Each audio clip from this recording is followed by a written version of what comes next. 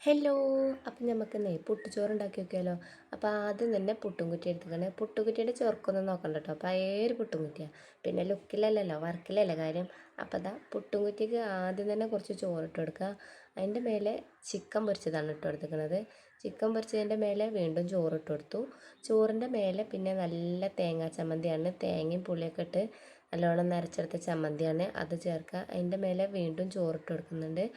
പിന്നെ നമ്മൾ ചേർക്കുന്നത് ചിക്കി പൊരിച്ചെടുത്ത മുട്ടയാട്ടോ. ഉപ്പും കുരുമുളക് പൊടിയൊക്കെ ഇട്ട് നല്ലോണം ഒന്ന് ചിക്കി എടുത്ത മുട്ടയാണ്. അതും കൂടി ചേർത്ത് കഴിഞ്ഞാൽ പിന്നെ നമ്മൾ അവസാനമായിട്ട് ചേർക്കുന്നത് 2 കൊണ്ടാട്ടമുളക് പൊരിച്ചതാട്ടോ. അതും കൂടി ഇട്ട് കഴിഞ്ഞാൽ നമ്മളെ പുട്ടുചോറിൻ്റെ പരിപാടിയാണ് കേട്ടോ. അപ്പോൾ നിങ്ങൾക്ക് ഇഷ്ടമല്ലൊക്കെ ഇട്ടോളി. എൻ്റെ കയ്യിലുള്ള സാധനങ്ങൾ വെച്ചിട്ടാണ് കേട്ടോ ഞാനിത് ഉണ്ടാക്കുന്നത്. അപ്പോൾ ഇതാ സംഭവം തിന്ന് നോക്കിയപ്പോൾ നല്ല ടേസ്റ്റ് ഉണ്ടായിരുന്നു. പക്ഷേ പുട്ട് കുത്തിയപ്പോൾ ചെറുതായിട്ടൊന്ന് പൊടിഞ്ഞു പോയിട്ടോ. ചിലപ്പോൾ കുറച്ച് സമയം കൂടി ആവി കയറ്റാൽ ശരിയായി വരുമായിരിക്കും.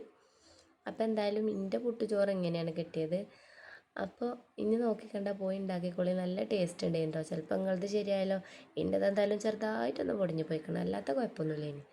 അപ്പോൾ ഇതാ വീഡിയോ ഇത്രയേ ഉള്ളൂ.